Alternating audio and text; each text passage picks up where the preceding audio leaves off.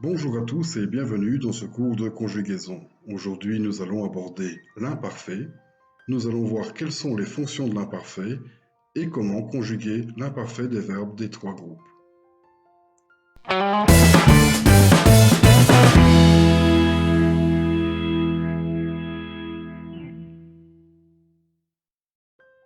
Quand emploie-t-on l'imparfait?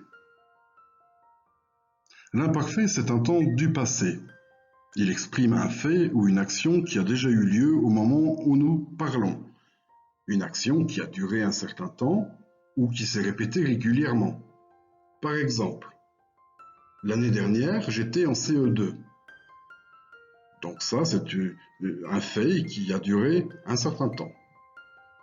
Tous les jours, j'allais à l'école et j'écoutais le maître.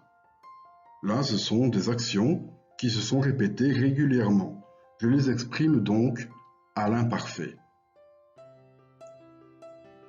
L'imparfait est souvent utilisé pour décrire une scène ou un paysage.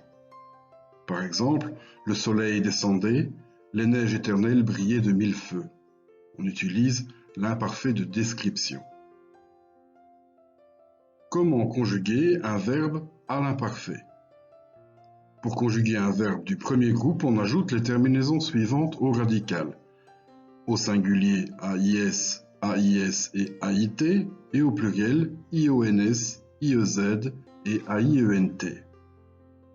Par exemple, le verbe trouver. Le radical est trouve, je trouvais, tu trouvais, il trouvait, nous trouvions, vous trouviez et il trouvait.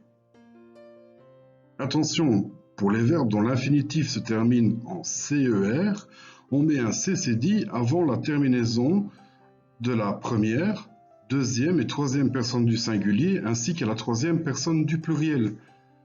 Exemple, il traçait. On remplace donc le C par un CCD pour maintenir le son S du verbe tracer.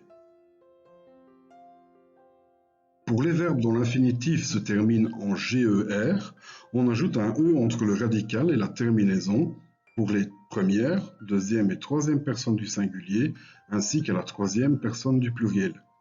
Par exemple, il mangeait. On est obligé de rajouter le E pour maintenir le son J du verbe manger.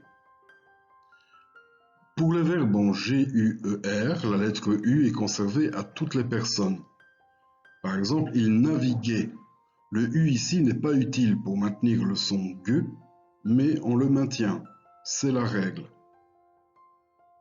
Dans le deuxième exemple, nous naviguions, eh bien le U ici est absolument nécessaire pour maintenir le son G du verbe naviguer. Pour conjuguer un verbe du deuxième groupe, on ajoute les terminaisons suivantes au radical. IC, AIS, IC, AIS, IC, AIT pour les personnes du singulier. Icions, Icier et IC, AIENT pour les personnes du pluriel. Vous voyez qu'ici, les verbes du deuxième groupe se conjuguent en IS.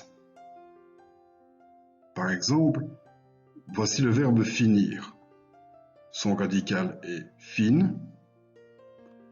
Donc, je finissais, tu finissais, il finissait, nous finissions, vous finissiez et il finissait. Pour conjuguer un verbe du troisième groupe, on ajoute les mêmes terminaisons qu'au premier. La seule différence entre les verbes du premier et du troisième groupe est que dans le troisième groupe, parfois, le radical peut changer. Voici quelques verbes du troisième groupe dont le radical change.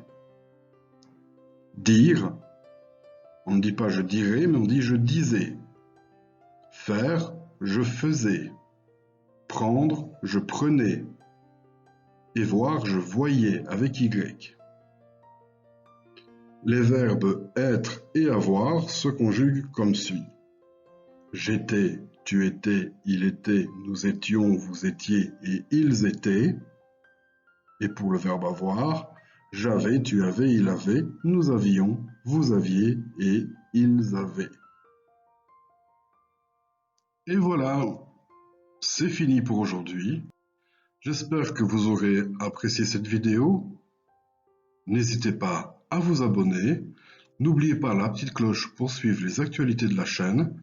Et le petit pouce bleu, ça fait toujours plaisir. À bientôt et portez-vous bien.